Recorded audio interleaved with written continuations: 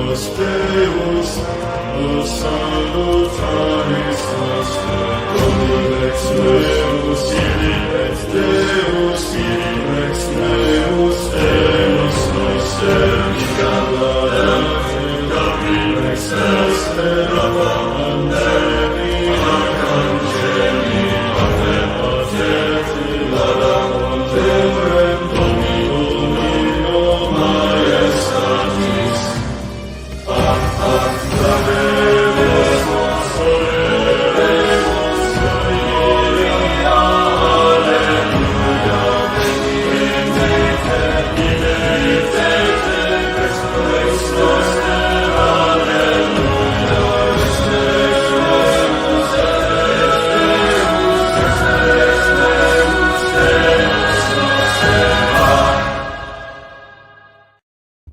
Hey, how's everybody doing? Hope you're having a fantastic day. It is Tuesday, May 20th.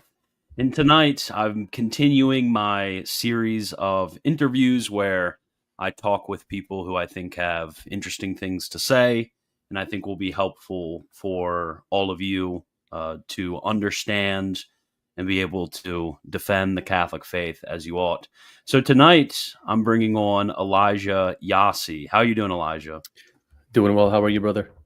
I'm doing awesome. So, what is, because there was a recent, and the reason that I wanted to bring you on especially is there's this recent spat, it's a very odd spat on Twitter, where you had addressed some of the common objections to the papacy, which were given by some Eastern Orthodox apologists. Personally, the papacy is not my forte.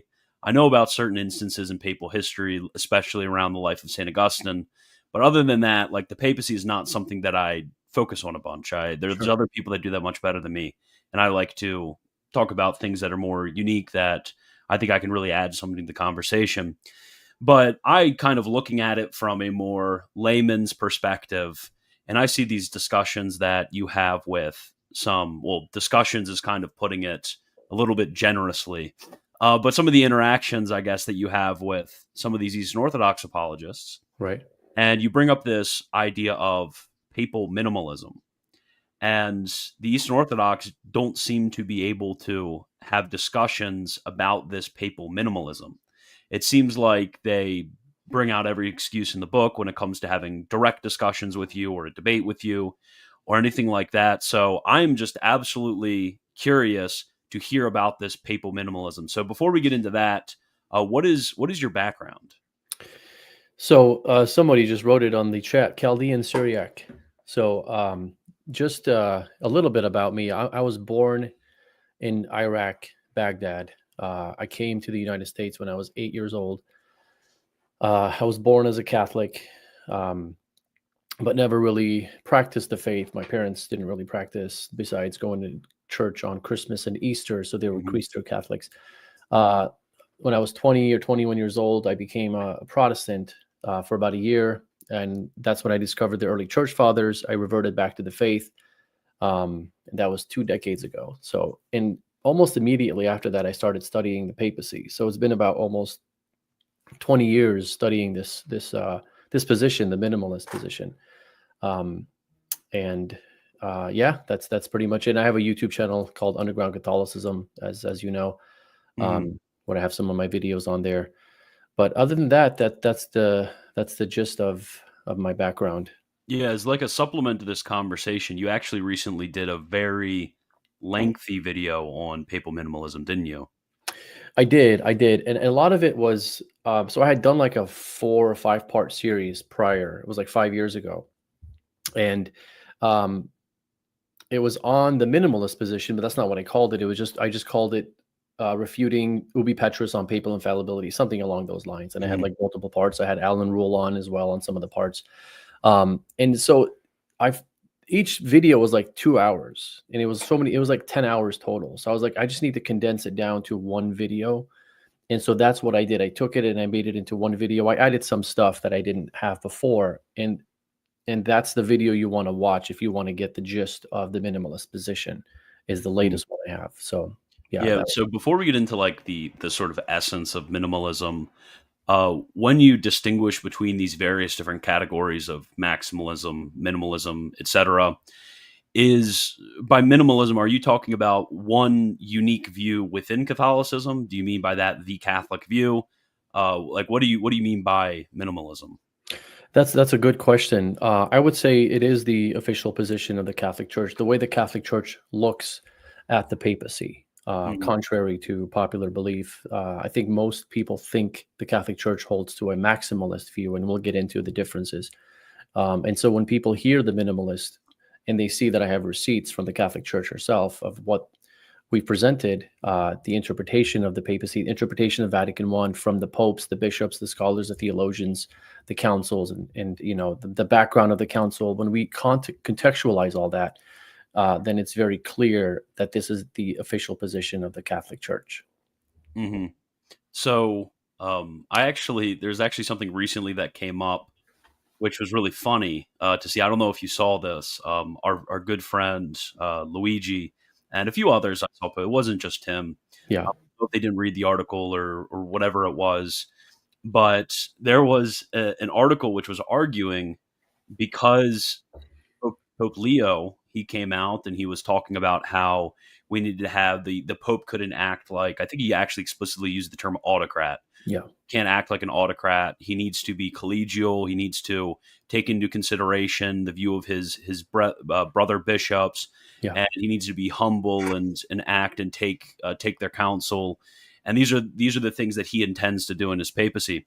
And there were actually some Orthodox and Protestants, and they were tweeting that this article with the headline, because of this, that Pope Leo had rejected Vatican I's teaching on papal supremacy.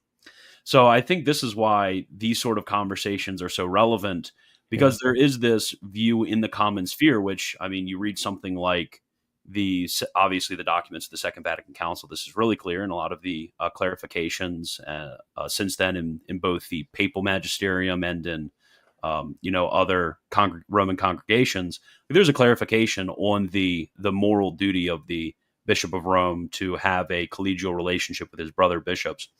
But could you kind of in a nutshell, before we get into all the details, give like the broad distinction between the maximalist position and the minimalist position? yes. And before I do, if you don't mind, I do want to talk about that word autocrat that Pope Leo said, Mhm. because I was just telling my wife this like an hour ago. I was talking to her, and I wouldn't be shocked, and I know this is far fetched. I wouldn't be shocked if Pope Leo is aware of the debate because he's in Chicago. The debate was had on Matt Fradd's channel between Eric Ibarra and Ubi Petrus, which is a big channel. So it's possible that he is aware Mhm. of the the discussions, because I've never heard a pope use the word autocrat, but I've only heard Ubi Petrus use the word autocrat. Autocrat. Mhm. It comes from, I haven't really heard anybody else use it in apologetics besides Ubi Petrus, and that's the word that was debated on Matt Fradd's channel between Eric and Ubi. So it is very possible, and it was far fetched. I'll give it like 2% chance that he actually is aware that this is happening online, the discussions, because he lived in Chicago. He probably knows who Matt Fradd is, and he maybe kind of purposely said the word autocrat to kind of uh, Signal. signal, like, you guys are wrong about the papacy. So again, far-fetched, but to get into the difference between the minimalist and the maximalist position, I have like a slide which I have bullet points of the differences between the two, um, and basically we have to make sure we don't misunderstand, because the difference is very nuanced, right? The minimalist position says that the Pope needs the consent of the church before he acts. Now, what Mhm. that means is not permission. So the word consent has two meanings. It could mean permission, which is what Vatican I was saying. The Pope does not need the consent of the church to act. He does not need the permission of the church. The Pope does not need permission from anyone to act. He can act freely, right? Because if you say he needs permission, now you're making the infallibility a condition on the bishops, right? The Mhm. bishops have to give him permission to act infallibly. Well, that doesn't work because infallibility comes from God alone. It's just a gift that comes from God straight to the Pope. Mhm. And the gift is a negative gift, as you know, Christian. It's not a gift of positive, where the Pope is not led into the truth. He's not inspired Mhm. to proclaim something, right? It's not like the scriptures. Um, and so the position here is that he needs the consent in the sense of agreement. He needs the agreement of the church. And the agreement of the church, meaning he needs the faith of the church behind his act. And what makes it different between that and the maximalist position says the Pope does not need the faith or the agreement of the church, of what the church currently believes. He doesn't need that. He can declare a dogma even if he's the only one that holds to it, Mhm. where the church does not need to be behind his consent, his proclamation. Mhm. He can be the only Orthodox bishop, and and I know it sounds like it's subtle, but the subtlety there is a big deal in terms of how we approach the papacy, how we approach the understanding of the papacy. So, for example, if the Pope wanted to decree that Mary is the fourth person of the Trinity, right? Yeah. Obviously, that's a false teaching. Uh, Mhm. we believe because he's not going to have the consent of the church behind it, right? Because no one's ever believed that, and no one believes that today, right? Mhm. In the Catholic Church. So if nobody believes that, then the consent of the church is not behind that declaration or that proclamation. So Mhm. if he's about to declare that, we believe that God would impede the Pope because he would need the consent of the church to be behind his decree in order for him to successfully decree something, right? And this is why the normative way for the Pope to decree something isn't to just lock himself up in a room and then, ask God, like, what do you want me to do? That's not how Mhm. things work. He's not like the Oracle of Delphi. Exactly. Yeah. It's not an oracle. He has to naturally find out what the church believes. And how do you find out naturally what the church believes? Is number one, you ask the bishops around the world. Mhm. As you know, with the Immaculate Conception and the Assumption, before he decreed those dogmas, what he did is, well, first of all, he didn't do anything in the beginning. He was actually petitioned to decree them from the Mhm. lay people, right? So the lay people petitioned him. And in turn, he got the petitions, and then he went to the bishops and he asked them, "Do you believe this teaching in your diocese?" Right? And 95% or more of the bishops said, "Yes, we do believe it." Right? And the ones that said no, they didn't say no, we don't believe it. They just said, "No, this is not a good time to declare this." But he's not asking them for permission. He's just asking if you believe in it. Because if you believe in it, that's all he needs. He just needs the belief of the church. Because he's just making known the mind of the church. Right? The mind of the church is that we believe that Mary is immaculately conceived. And so when he decrees it, he's decreeing it with the consent of the church behind his decree. So that has to be there because he can't decree in Mhm. opposition to the consent of the church. He cannot. Mhm. However, when Vatican I says that the Pope is infallible and not from the consent of the church, he's infallible in and of the declaration is infallible in and of itself and not from the consent of the church. It's not saying that the consent of the church is not a necessity. It's saying that the consent of the church does not make it infallible. It's God who makes it infallible. That's all Vatican I was saying. But the Orthodox, Eastern Orthodox, take that passage or that sentence from Vatican I, and they deduce from it that the Pope can decree in complete opposition to the Church, which is Mhm. not that's not even anywhere near what it's saying. Yeah, that's really strange to me because I think that anybody with a basic knowledge of church history would know that what that clause is meant to reject the Gallican position.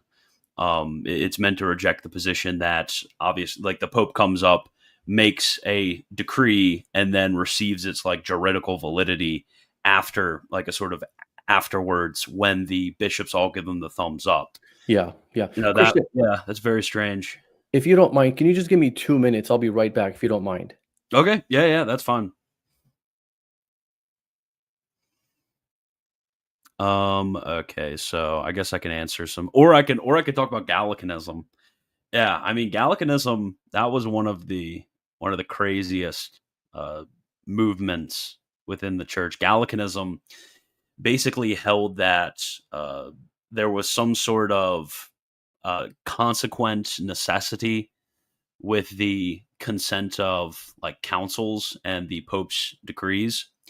So basically, Gallicanism would definitely differ from what we're talking about, insofar as we're talking about a one, the fact that the Pope needs to, from the fountain of revelation and from the theological loci, bring forward the teaching, especially from sacred scripture, bring forward the teaching of Christ and bring forward the teaching of the church, the traditional teaching of the church. And two, insofar as there's like this weird sort of idea of actualization that comes with the Gallican view. So yeah, the Gallicans are absolutely awful. I hate the Gallicans. I mean, basically, yeah, Gallicanism is also French-centered, right? Yeah, basically. Help me understand of eternity. Okay. Oh, he's back. Never mind. Sorry I'll about answer your that, of Christian. eternity question later. I was just telling them about Gallicanism because Oh yeah. it's like it's really strange to me because it seems like I don't know that much about as I mentioned before, like papal dogma is not the thing that I focus on a lot. Yeah. But like even just kind of a general awareness of church history would kind of explicate that whole situation for me. Okay, so you can continue on now. Well, you brought up a good point, Gallicanism. We got to talk about that because that's the context of what Vatican I is really addressing, right? Gallicanism is a movement that started, I want to say, in the French, with the French in the French world, but I think it was also in the Dutch, Mm-hmm. world. So there were some bishops that were Gallicans in the Catholic Church, and what Gallicanism is, it's really a political movement where because you had monarchs, you had kings, they wanted the bishop to be their pawn. They wanted to control the bishop, right? And they didn't want the bishop to have any hindrance of what he could teach in his own diocese or in his local diocese. And so, but the hindrance is the papacy. That the bishop cannot teach against what the papacy teaches, right? Again, it's a political movement. That's what the monarchs wanted. So, the Gallicanism is a teaching that says that if the Pope wants to do anything, he first has to ask permission from the bishops before he acts. That's what Gallicanism is, right? So when Vatican I is declaring that the Pope does not need permission or consent to decree that the consent is not necessary for something to be infallible, they're directly addressing Gallicanism, the heresy of Gallicanism. And a lot of people ask me, well, why didn't they just say that the Pope needs the consent of the church in terms of agreement or faith, right? Because that would have been very confusing if they are going to be refuting a heresy that is saying that the Pope does need the consent. And if they say it in those terms, again, consent can mean agreement and it can mean permission. That's very confusing. So if they say that, they're actually reaffirming the very dogma or very heresy, I should say, that they're trying to refute, right? So it's very necessary for them to have first rid of Gallicanism because it was very big at the time. So they had to get rid of it. And that's one of the reasons why they even held a council, Vatican I, is Gallicanism. That's what they were trying to refute. And now it looks lopsided when Vatican I is telling you all this power that the Pope has. It looks very lopsided, right? Because, okay, what about the bishops? What folks don't know is that they were going to balance that out by talking about the power of the bishops at Vatican I. And we actually have those documents that they actually had that they were going to vote on. But Vatican I was cut short because of a war, and the war cut it short. And then it was never officially closed at Vatican I. Vatican II closed Vatican I. That's the first thing they did, is they closed Vatican I, and they picked up in Lumen Gentium the discussions that Vatican I bishops were going to have on the authority of the bishops. And so when Vatican II came along, people think that it was a contradiction to Vatican I because it emphasized collegiality, where Vatican I is emphasizing supremacy and infallibility and the Pope's power. It's not a contradiction. They actually go hand in hand, and you can't have one without the other. The church does not operate where you can have the Pope acting by himself against the bishops, and the church does not operate where the bishops act by themselves without the Pope. They always act in unison together. That's how things work. That's how things normally work, and we've seen that in history. And this is why the Eastern Orthodox cannot give us a single example of either even in the second millennium where the Pope acted alone. There's no such thing. And they actually admit this. Like Ubi Petrus has admitted this. He's like, of course he wouldn't act alone. That's not the point.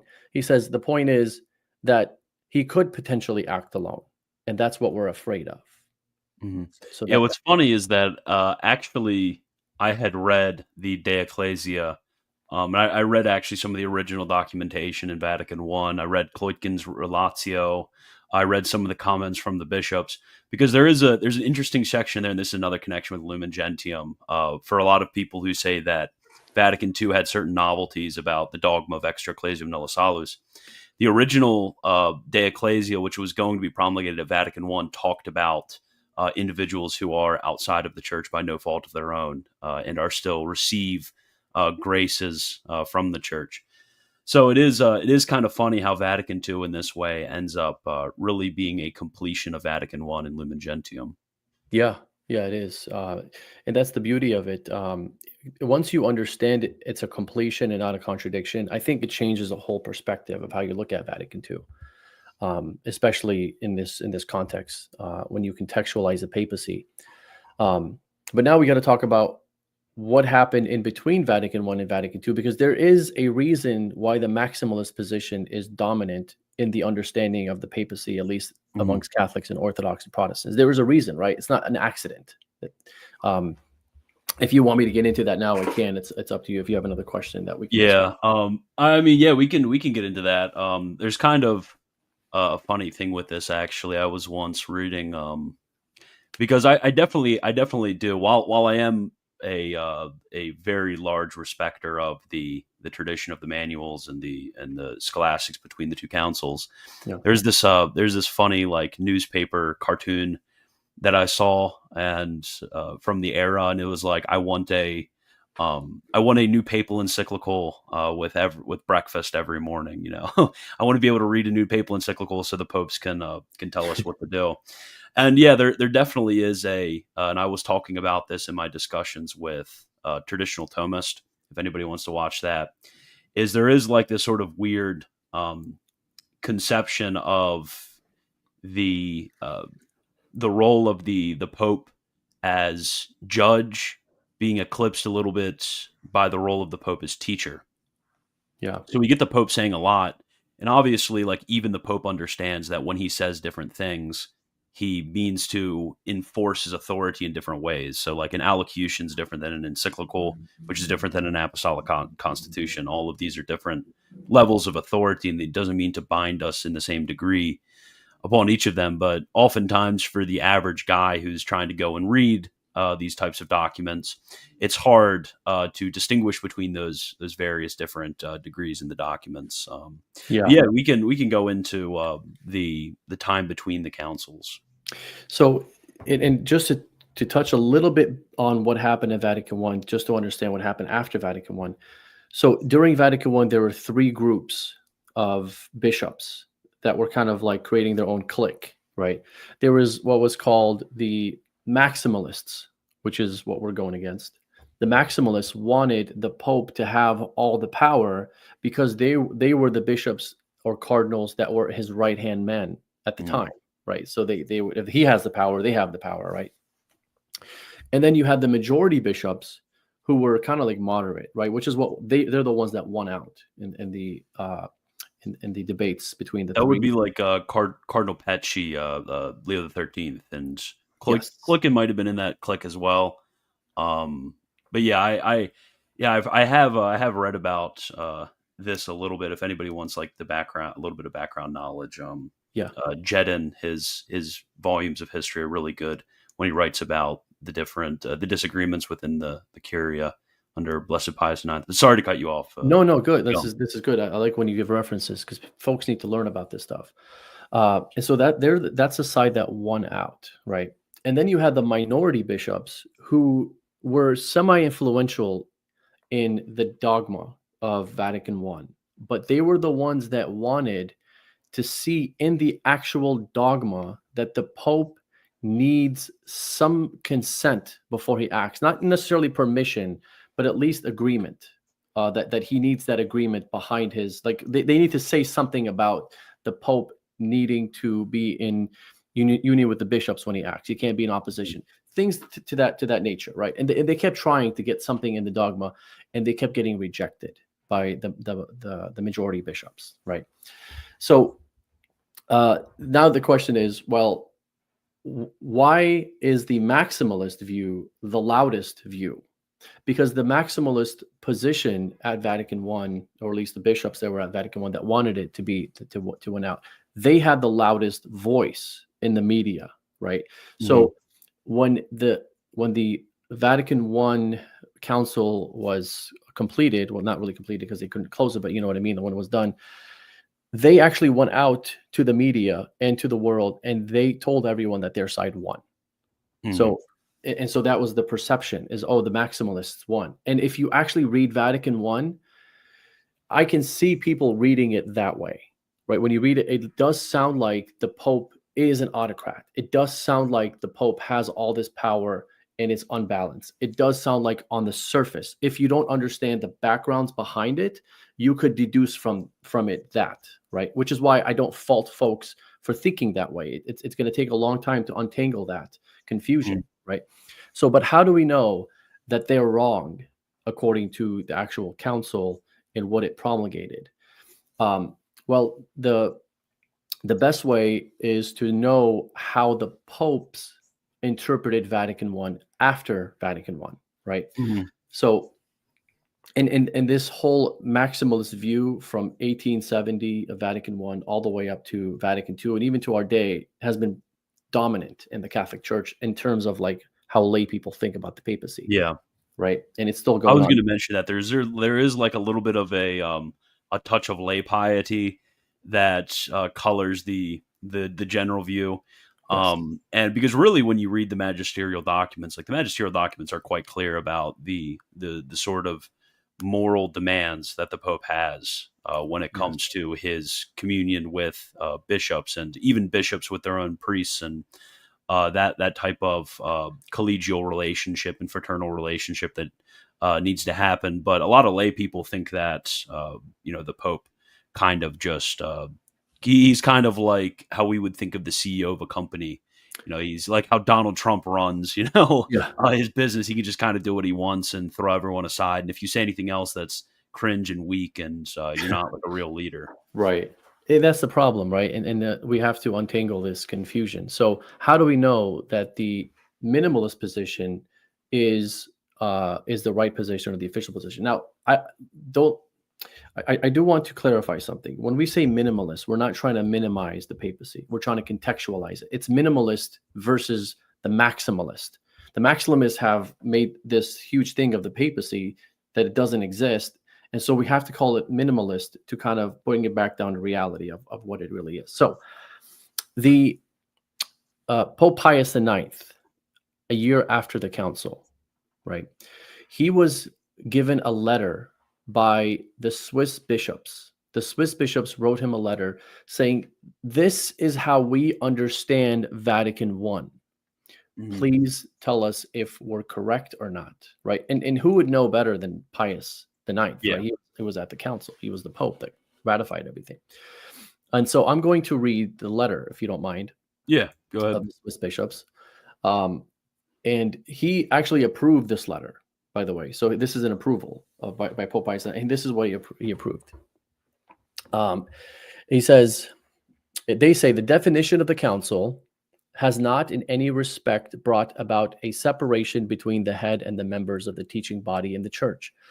After the council, as before, the popes will exercise their office as doctors and chief priests, pastors in the church, without forgetting that the bishops are appointed with them by the Holy Spirit, and according to the constitution of the church, as successors of the apostles, in order that, in concert with the Pope and in subordination to the successor of the Prince of the Apostles, they may govern the Church of God. As the popes did before the council, so now after, they will continue to strengthen their brethren, the bishops, in the faith. And here's the key.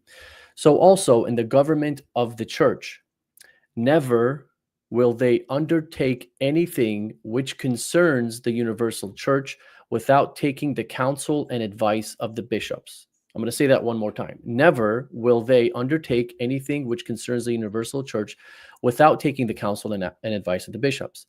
As they did before the council, so now also afterwards will the popes summon councils, ask the advice of the bishops scattered over the world, use every means in their power to obtain a full understanding respecting that deposit of faith which has been confided to the church.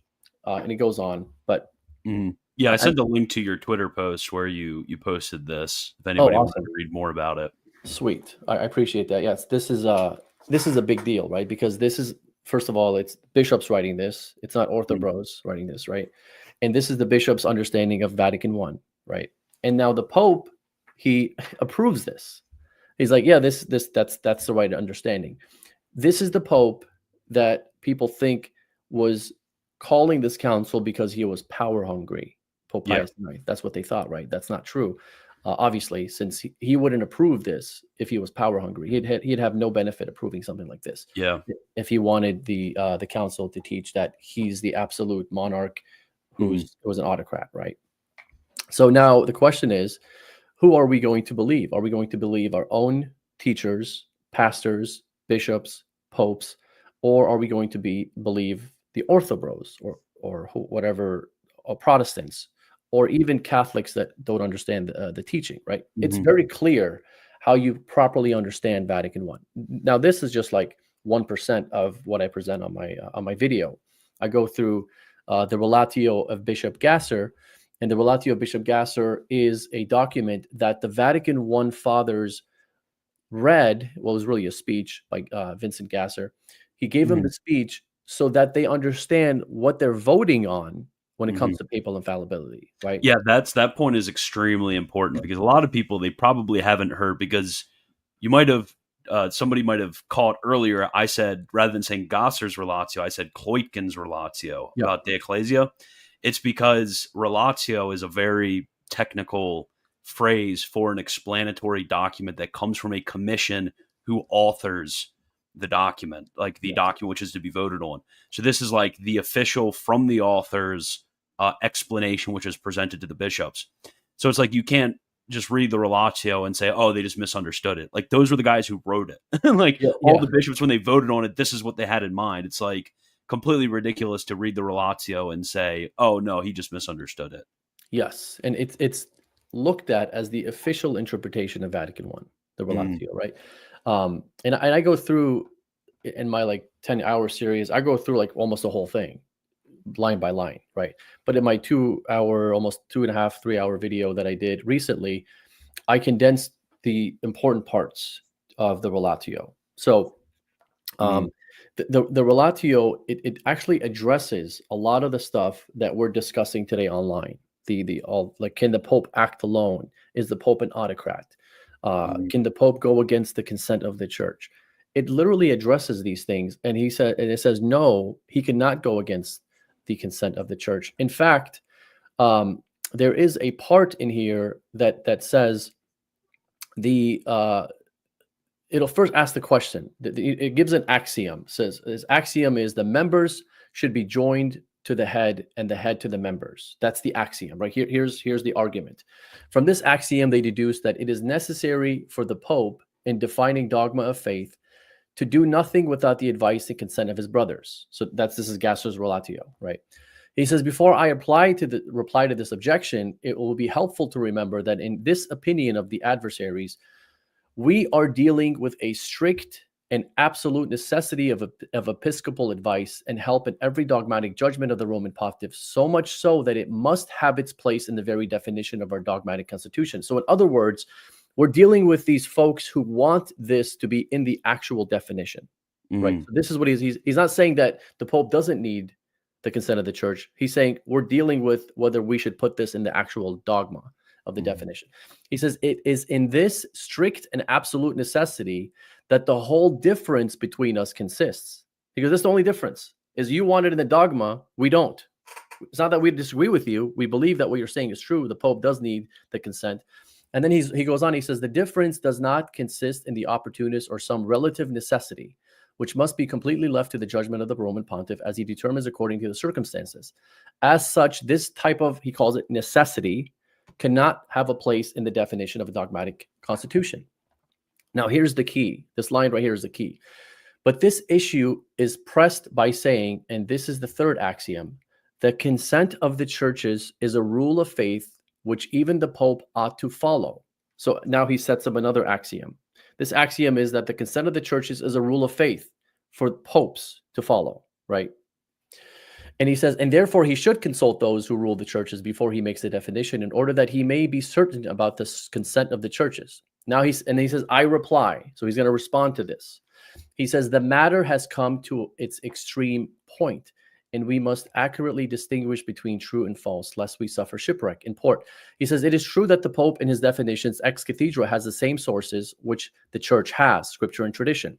And here's the key. Now he's responding here in this next line to that axiom of the consent of the church is a rule of faith to the popes.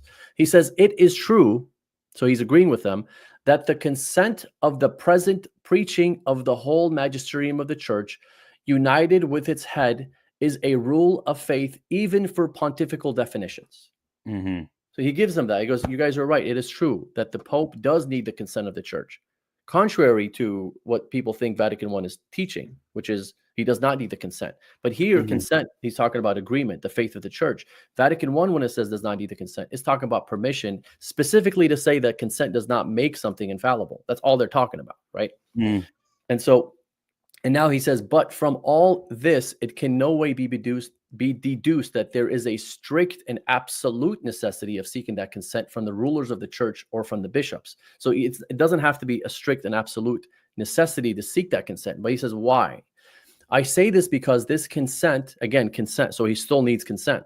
He's not saying he doesn't need consent. This consent is very frequently able to be deduced from the clear and manifest testimonies of sacred scripture, from the consent of antiquity, that is of the Holy Fathers, from the opinion of theologians, and from other private means, all of which suffice for full information about the fact of the church's consent. So again, church's consent is a necessity. It's not a option, right? Now, I'll give you an example, and this actually has happened recently in the Catholic Church, where the Pope did something without getting the consent of the bishops or the agreement.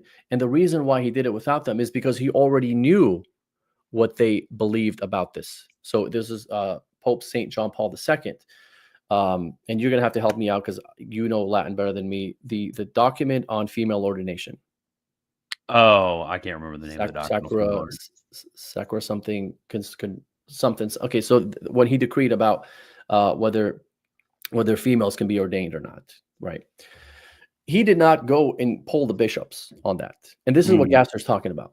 It would be kind of stupid to do that. In 2,000 years of history, we never had a single female ordained. Oh yeah, ordinatio sacerdotalis. There you go. Yeah. There you go. So he actually decreed, and this is not papal magisterium. This is actually the ordinary magisterium of the church, universal ordinary magisterium. So it wasn't a papal infallibility or an ex cathedra. I'm just giving this example to help understand what Gasser's talking about. So when the Pope knows a teaching is obvious, like what the bishops believe on female ordination, he doesn't need to go and pull them on it.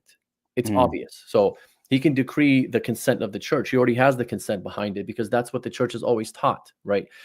Where he may go and ask the bishops for their belief on something is if there is a controversy in the church, or if there's a confusion, or if he just wants to make sure, even if he's like fairly certain, like the Immaculate Conception, the Assumption of Mary, he's fairly certain, right? But he just wants to involve the bishops, wants to make sure. And those two, Immaculate Conception and the Assumption, those are actual ex cathedra. So they are extraordinary papal magisterium decrees, right? So those are actually dogmas. The female ordination one is not an ex cathedra, but I give that example to show an example of the Pope having the consent without seeking a consent because he already has it. Yeah, And that, yeah, there's actually some pretty interesting statements. For example, in the explanation of the Professio, the CDF, Ratzinger, as head of the CDF, he talks about how there's basically obviously a bunch of different teachings which are universally taught by the bishops, or we can even get it from the universal consent of theologians, fathers, whatever. We have these teachings, and there's a way in which the Pope can simply communicate the fact that this is the case without actually having to add his own authority. So the Pope can do a fact finding thing. Like he could have done this, let's say in Ineffabilis Deus. By the time of Ineffabilis Deus, the Immaculate Conception was confessed by all the bishops, all the Catholic theologians during that time. yeah, So he could have just said, "Well, this is the faith of the Church. I don't really need to do anything." But there's an added degree of splendor and an added degree of solemnity with the Pope adding a sort of such a public definition of something which is already contained in the ordinary and universal magisterium. sure, But yeah, that's it's kind of the post Vatican II style. This is more of a stylistic change, yeah, where the popes more often than not, what they do now is they kind of just point to cases where what they kind of do is they kind of point to the fact that this is something universally taught, and they don't really add a definition on it because they don't need to. And some theologians have been reprimanded because they will try to use that fact in order to say, "Oh, it's not technically defined." yeah, But the CDF has responded on a number of occasions, said, "Okay, well, that doesn't really matter whether yeah, it's defined or not, right. because you can have something which is undefined and still de fide." Like contraception, like this same idea, Yeah. right? Pope and the Pope, which is another thing that folks think that the Pope did by himself, and what folks don't realize is that question was actually brought up at Vatican II. Hmm. Question of contraception, and over 95% of bishops said no contraception. Contraception Hmm. is sinful. And the Pope actually, remember, I don't know if you know this, but he actually had a committee that he Yeah. appointed. The committee studied the question, and they came back to him. The whole world thought he was going to say contraception is okay. And he went against the world and said, no, it's not okay. And people thought, oh, he's just acted alone there. But he didn't, because the bishops at Vatican II had already voted on this. They just didn't make it a dogma. They didn't actually Hmm. release that vote as a decree. He took it upon himself to decree it from the document of course, I can't remember the name now, of where he went against contraception.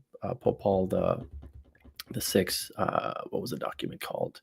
Humani Vitae. Humana Vitae. What's wrong with me? Yeah, so Humana Vitae. He actually released that document under his authority. But again, that was the same thing as what you're talking about, right? Like everybody believes this, and he's just going to make it known that that's what everyone believes, and he Hmm. made it into a teaching, right?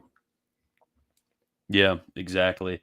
And I think this is kind of there's also a misunderstanding when it comes to papal style, which we can talk about first millennium versus second millennium, because you definitely know a lot more than I do about this. But like even in the last century and a half, you look at the way, for example, that Blessed Pius IX related to civil governments around the world. I mean, Blessed Pius IX, he was the prisoner pope. He refused to acknowledge anything, and he Yeah, locked himself in the Vatican. Said, "Hey, you don't think I own the papal states? Well, you can go, and I will tell everyone they can't vote anymore." yeah, That's what Blessed Pius IX did, and then Leo the 13th, he thought it would be more fruitful, and he acted in a different way, where he was very excited actually to be involved in international affairs.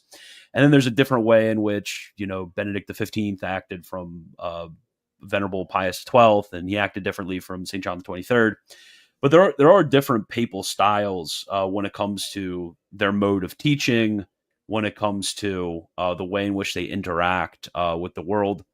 But really, there is a sort of substratum which underlies everything. Like just in the same way that we wouldn't say that Catholic teaching on the episcopacy is different just because two bishops act differently. So also when it comes to two popes acting differently, we wouldn't say that the dogma of the papacy is somehow denied by one and affirmed by the other. sure. So what are the ways in which we actually see this papal minimalism playing out in the early church? So I'm glad you asked that question, because I'm going to tell you first of all why I think the Eastern Orthodox don't want to debate this topic before I answer that question, and it's going to answer the question as well. So the debate between East and West historically has been the East says, well, show me, and when I say East and West, not about online apologetics, right? The last 20 years or so. The online ortho bros or whatever, they'll ask the papists, or the Roman Catholics, as they like to call us, they'll ask us, show me an instant in history where the Pope acted alone, right? Show me where that happened, because that's what Vatican I teaches, apparently. And the Catholic will start looking at the early church and say, well, Pope Leo acted alone. Pope Leo's tome, he's in the early church, when he wrote a tome on the Christology, Christ has two natures, that was him acting alone. And then they'll say, well, no, it wasn't, because they held a council and they judged the tome and they voted on it, and so it was a collegial thing. And so you can't use Pope Leo to say that that's an instance of the Pope acting alone. Like, okay, Pope Celestine, he acted alone when he excommunicated Nestorius. He gave him 10 days. And they'll say, no, he didn't act alone, because there was letters that say that that Pope Celestine's stance had the backing of the whole church behind it, from Alexandria and other parts of the world. So he wasn't alone in that. Other bishops and patriarchs agreed with him, and so he didn't act alone. So, and the reason why I bring this up is, when you understand the papacy in the sense that I'm presenting it here in the official teaching of the church, that it's not a pope who is an autocrat, who goes against the consent of the church, who acts alone and commands you to say okay with whatever he puts forward.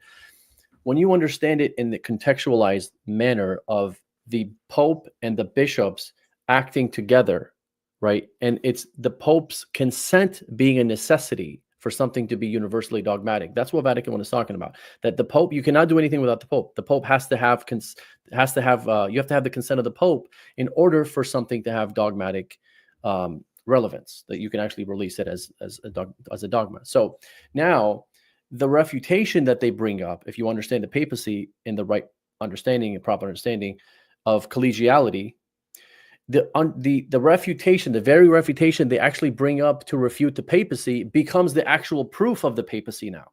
So now you got all the church history in the first millennium where the popes acted collegially, the proper way to act. That's how you're supposed to act. If they're not acting collegially, they're actually acting imprudently, because the pope usually will involve the bishops in the decision making that has to do with the church universal dogmas, right? There's never been a time where the pope declared a dogma without looking at the bishops, ever. That's never happened in the first or second millennium. So when we bring up the popes saying the Pope Leo brought forth his tome and it was voted on at the council and it was a collegial act, that's Vatican I. When you have Pope Agatho's letter that was received at the council, that's Vatican I. When you have Pope Celestine, who excommunicates Nestorius and says, you have 10 days to repent or I'm going to excommunicate you, and he has the backing of the church behind his act, even though the act itself solemnly just has Pope Celestine behind it, the actual act. But the belief of the act and what's behind it is the whole church against Nestorius. That's Vatican I. So now the very thing that they're contextualizing to disprove Vatican I is the very thing that actually proves Vatican I. And this is why they can't debate this, because there's nothing for them to say. If you contextualize minimalist papacy and understand it properly, then Vatican I is all over the early church, which is why those Swiss bishops say, they say just as the popes did before the council, so now after it, they will continue to strengthen their brethren, and they will never undertake anything which concerns the universal church without taking the counsel and advice of the bishops. So they're saying before the council, this is how things worked, first millennium and all the way up to 1870.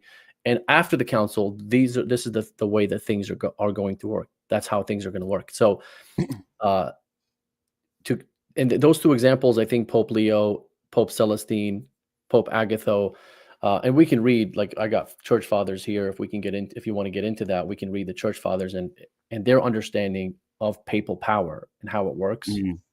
Yeah, I've noticed this kind of, again, from somebody who's a little bit outside of my competence when it comes to discussions on the papacy. it is very frustrating to see. Like, for example, they always bring up the comments from Benedict XVI talking Mhm. about the, like, we will not demand any more than the way in which the primacy was exercised in the first millennium. Right. And like, I read that, and obviously, the Father Ratzinger was at the Second Vatican Council. Cardinal Ratzinger was the head of the CDF. Pope Benedict XVI, was Pope, and in many cases throughout his life, he very clearly spoke in a very clear way about his adherence to the dogma of the papacy and his acceptance of the apostolicity of those dogmatic teachings of the church.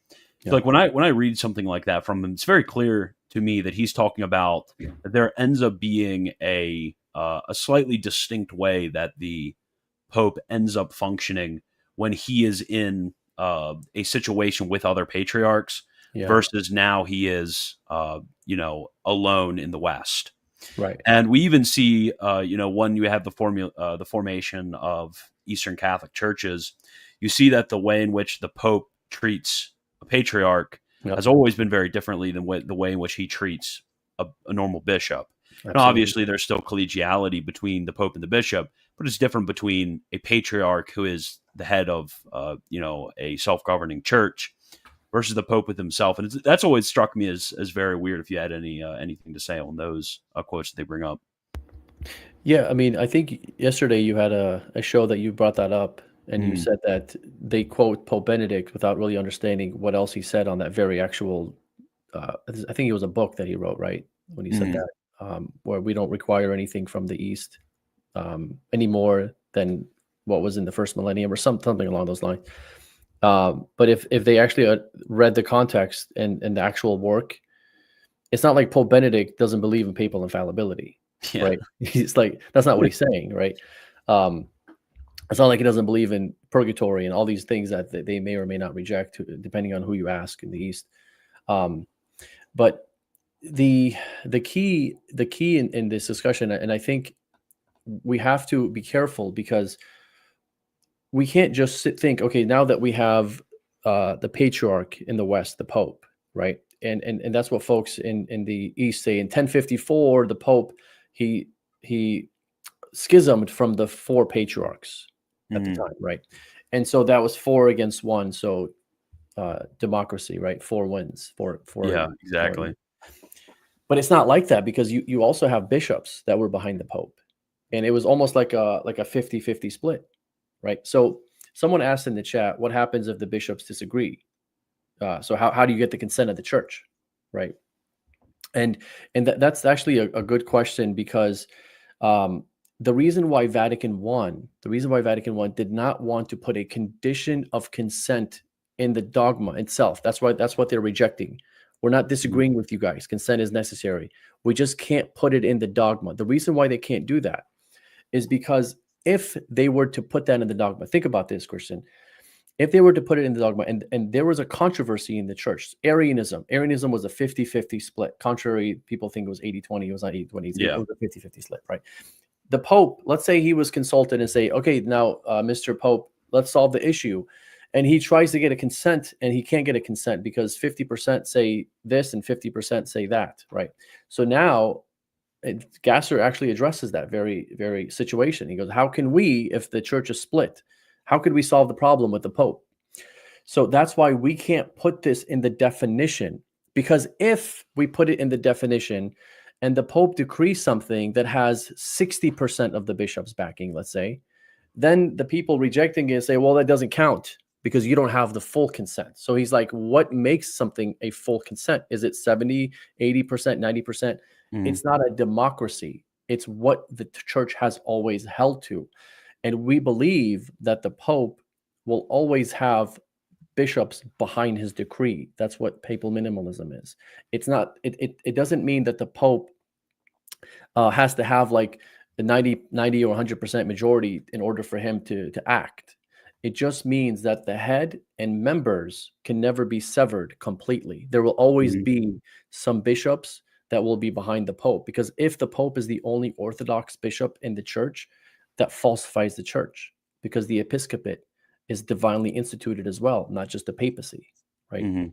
Divinely instituted. And this is why Pope Leo, after the Council of Chalcedon, right? Because you know how he submitted his tome and they voted on it. He says, to show that what had been first formulated by the foremost see of Christendom, which is Rome, and then received by the judgment of the whole Christian world at the council, had truly proceeded from himself meaning God, that in this too the members may be at one with the head. Okay, so he's like, even though he's basically saying, even though I could have done this by myself, the tome, because he had signatures before the council of all the bishops signing off on the tome, like, yeah, we agree with this Christology. Mhm. That sufficed, right? Even though it was solemnly from him, but it had the backing of the church. He says it's good that they did this as with the whole Christian world consenting to it. He's talking about Chalcedon. He says that too, that the members may be at one with the head, and that's what Vatican I is teaching. Head and members has to be always have consent together, and we believe that will always happen providentially. It can never be separated, right? And Gasser talks about this. Head and members, they can never be separated.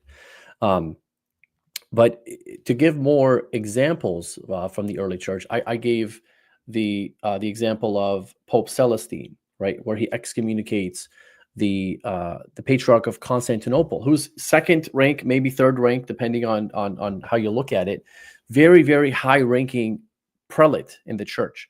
And Pope Celestine believed he could excommunicate this person out of the church with his own authority, right? So much so that when the legates entered the council of Ephesus, 431, the Third Ecumenical Council, this is what they said, and no one batted an eye. In context of him, the Pope, being able to excommunicate another patriarch, which is unheard of in the Eastern Orthodox world today. They can't even excommunicate each other from the Universal Church, only locally, right? So this is what they said. There is no doubt, and in fact, it has been known in all ages that the Holy and Most Blessed Peter, Prince and Head of the Apostles, Pillar of the Faith, and Foundation of the Catholic Church, received the keys of the kingdom from our Lord Jesus Christ, the Savior and Redeemer of the human race, and that to him was given the power of loosing and binding sins, who down even to today and forever, perpetuity, both lives and judges in his successors. The Holy and Most Blessed Pope Celestine, according to due order, is his successor and holds his place. And us he sent to supply his place in this holy synod, which the most humane and Christian emperors have commanded to assemble. So, in other words, in context of the Pope excommunicating another patriarch, they're saying because of Matthew 16, he has the keys to bind and loose and to judge what? He's not just judging a layperson, he's judging another patriarch and saying you're wrong and you need to be out of the church. And whoever's in communion with you is not in communion with me anymore and is not part of the church. That's how Pope Celestine looked at it. And so now, again, going back to the Eastern Orthodox objection to this. Well, objection. He didn't do this alone because this is all happening in the context of a council. And now if you watch my series on papal minimalist position, then you would know that actually proves Vatican I. So your contextualization of this event is the very proof of Vatican I. So now, if you just read Eastern Orthodox contextualization and apologetics, so if you go into Ubi Petrus' website and you read his contextualizing the papacy to say, oh, the Pope held a synod here, or the Pope asked the bishops here, or there's a council here, as if that refutes Vatican I, it actually proves Vatican I now. Right? Does that make sense? Yeah. Do you know? Not many are aware, but do you know the first act that John the 23rd did in order to prepare for Vatican II? No. What do you do? He actually called a synod in Rome. It's the Roman Synod. I think it was 1961, 1960, somewhere around there. He actually called a synod to meet with the episcopacy, the episcopate of Rome, and to ask them what were the various different issues in the church and make various different decisions.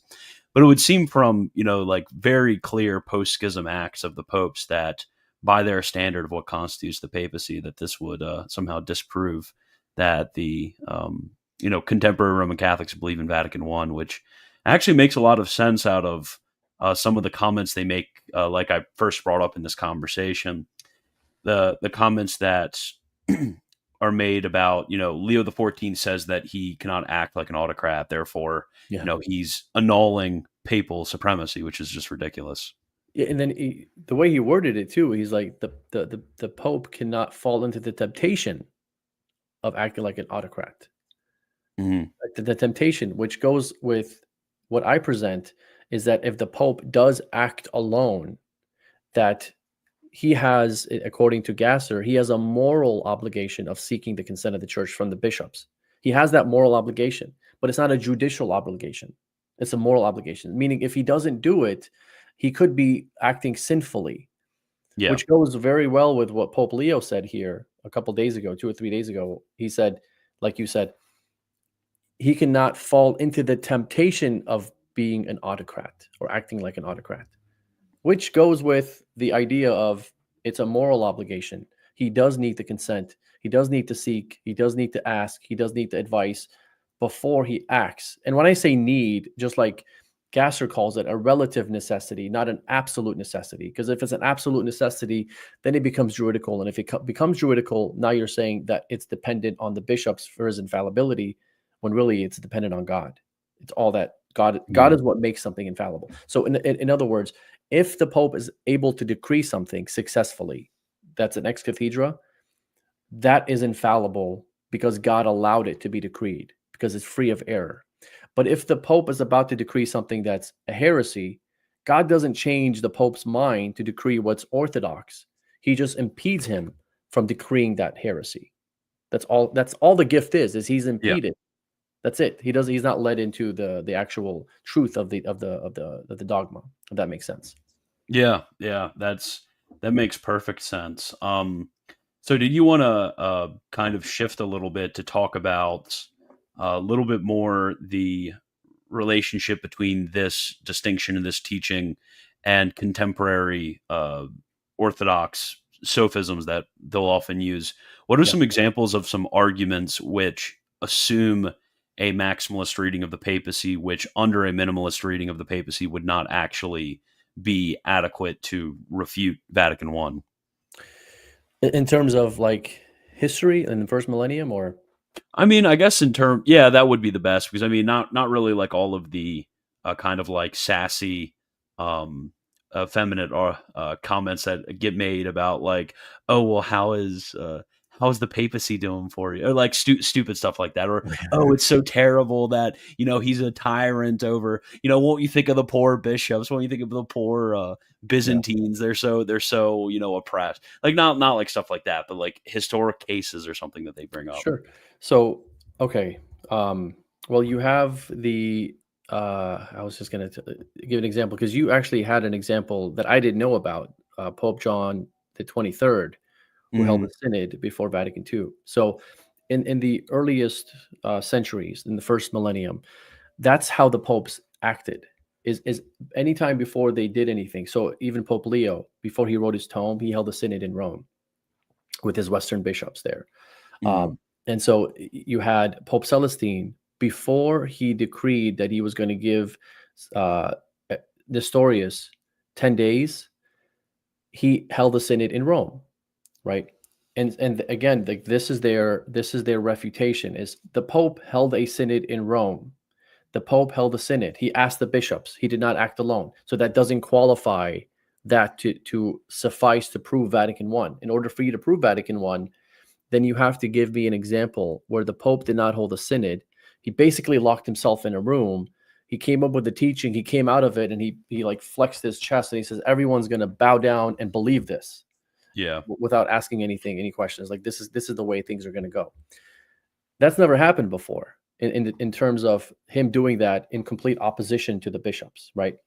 In fact, I would like for them to give me an example of the popes doing that in the second millennium. ever. And if you can't do that, then what you're saying is not even the second millennium, which is for them where the popes are acting like autocrats. You can't even give me an instance in the second millennium where the Pope could even suffice to prove Vatican I in that point. Now, if you recall, Eric and Ubi Petrus's debate, and this was the so Eric and I we worked on that debate together, like we prepared for it together, and that's what we came up with in the minimalist position, right? The papacy, as far as like the best argument forward. And he actually came up with the most genius part of it, in my opinion, which is that if you go to Vatican I, it was a collegial synod or council, right? Yeah. They held the council. There's bishops everywhere. So if you're actually going to prove Vatican I, you can't even prove it from Vatican I itself. Because Vatican I wasn't the Pope acting alone. It was the bishops that were there that voted on it with the Pope. So that's a collegial act. So this collegial act would not even suffice to prove Vatican I itself, right? However, if you were to ask the bishops there, their understanding of the papacy, each and every single one of them would understand it in terms of what would prove Vatican I, which is the Pope does have the right to act without seeking the consent in the sense of permission of the church. They would tell you that, right? So even though individually their theology is papacy, their actual acts or praxes in that council wouldn't even prove Vatican I. And if you take that and you go to the early church, then it's pretty much over. And here's what I mean. If I can read a early church father on this, right? So you have Saint Jerome.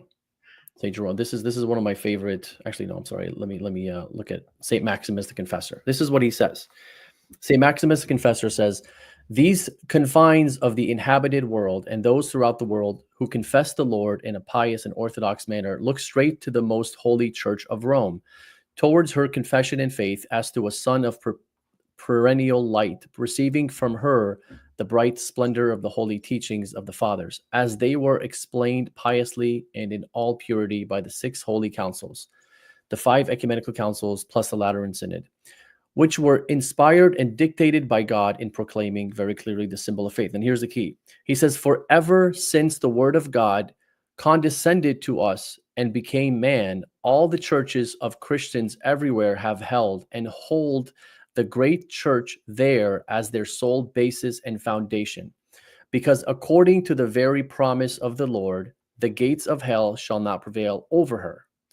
But rather she has the keys of the Orthodox faith and confession. She opens the genuine and only piety to those who approach her piously, but closes every heretical mouth that speaks injustice." Papal infallibility right there, right? He's saying Rome has this prerogative because of Christ divinely institutes this when he tells Peter, "You are walking upon this rock, and the gates of hell will not prevail against it." He says because of this, and he's talking about specifically Rome. He's not talking about the whole church. He's saying Rome has this prerogative because Christ decrees that. He divinely institutes this prerogative to her, directly to Rome, to Peter, who dies in Rome, and he passes that on to the successors. And so St. Maximus the Confessor, living in the 600s, is specifically and explicitly saying that Rome has papal infallibility. Now, what was his understanding of how things are supposed to work? His understanding is that Rome works with not just like the Pope by himself, but the bishops with her, right? So his understanding, even though he says that Rome is infallible, he doesn't see Rome being alone in the way it acts, right?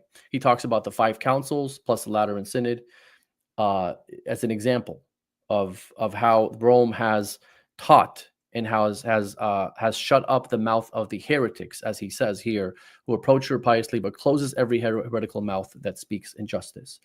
So this is an example of a Christian in the early church who is revered by the East very, very highly, who has this belief about Rome being infallible, and at the same time has understanding of collegiality. And that's what I'm trying to say. They go hand in hand. It's not one or the other, right? If that makes sense. So that's just an example of that.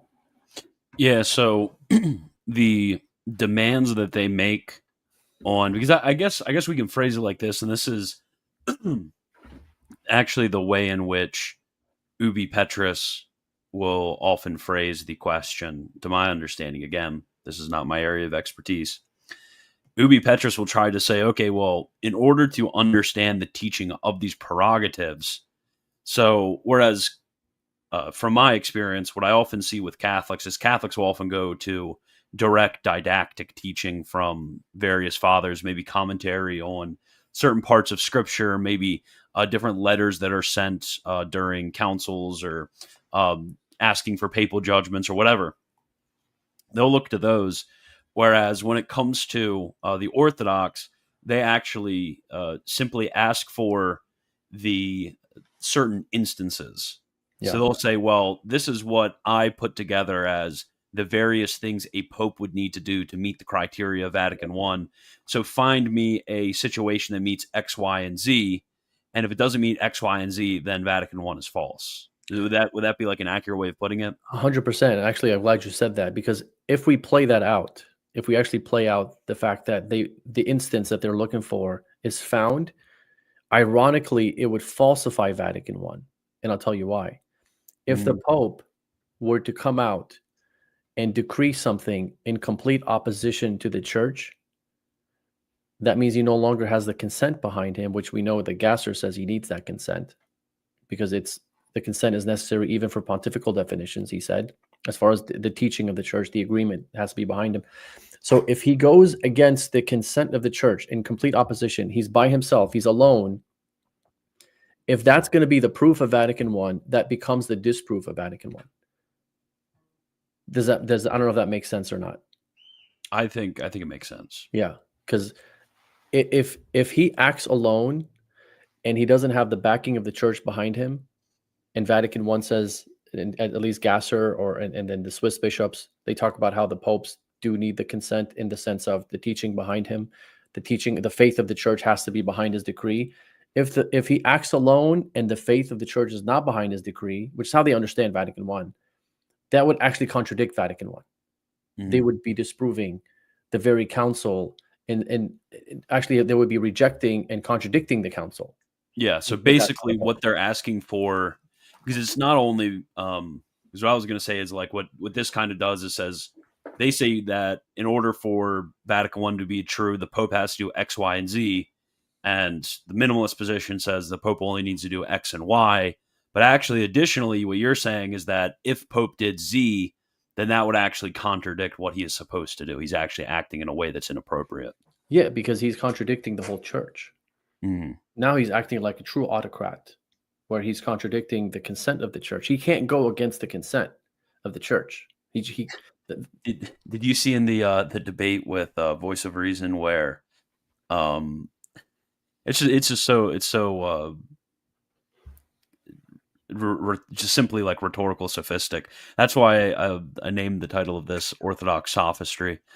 But Ubi Petrus, he said that the way in which the Roman Catholic Church thinks about the Pope is the way in which the CCP or the USSR think about their leaders, on a dictatorial style, and not at all how the early church thought about the collegiality and synodality amongst various bishops, which I thought was you can argue against the papacy without saying stuff like that, and I just find it to be very distasteful, and not simply distasteful on like a gentlemanly way. I'm sure I've said a lot of things which are distasteful as well. Yeah. But in a way of like striking of a sort of immature mind, or like a not well thought out statement. It's like making those types of statements just kind of feels like you're not coming into the game with a like a degree of honesty and a degree of like respect for your opponent. So yeah, I think these discussions are absolutely vital. I'm trying to think whether there were other aspects that I wanted to go over. People are asking about certain instances, um, which I think came over a few examples. So I guess we could go to questions if you're fine with that. Can I just address what you were just mentioned about Yeah, the yeah, go ahead for sure. before I forget? So, um, Ubi Petrus and Voice of Reason. So I was on the phone with Voice of Reason before the the um, the debate a few times for probably like a total of 8 to 10 hours. We were preparing for the debate, and I told Voice of Reason, I told him this is going to be Ubi Petrus's approach. He's going to tell you that everything that you bring up right now against Eastern Orthodoxy in today's world, the schisms, contraception, canon of scripture. I said he's going to tell you that all these things existed in the early church. Which is exactly what he did. Exactly what he did. I said he's going to do that. So you better be prepared for that, right? And you need to be prepared for that very thing. And he was. I think he did a great job, in showing. And I actually told somebody today. I said Ubi Petrus could have been presenting this debate against nobody, and he would have still lost. Mm-hmm. Because Exactly. the thesis was prove Eastern Orthodoxy, that it is a true church. Mm-hmm. And he struggled to do that. And I'll tell you why he struggled to do that. And I had a debate yesterday of, is the Roman Catholic Church the original church against the Protestant on a Protestant channel? I had a debate yesterday, and I did that because we can do that. Mm-hmm. He can't, and I'll tell you why he can't. There's nothing that they believe that we don't believe. We have actually just extra things on top of what they believe. So if he was to prove apostolic succession, that doesn't prove that his church is true church, because we believe that too. I get what you're saying. Yeah. Right. So they have a minimal number of dogmas, and anything that they believe, we can just say, oh, we believe that too. So you can't really prove anything with that. Right. So Mm-hmm. he had no approach besides saying this was his main thesis is first millennium church was a mess. Our church is a mess. Therefore, we are the true church.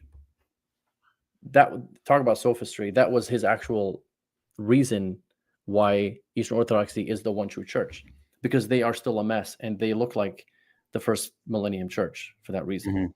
Mm-hmm. Mm-hmm. Which is, yeah, I mean, and there are like things we could think about. We could talk about the whole, Photian controversies, Palamite controversies, whatever.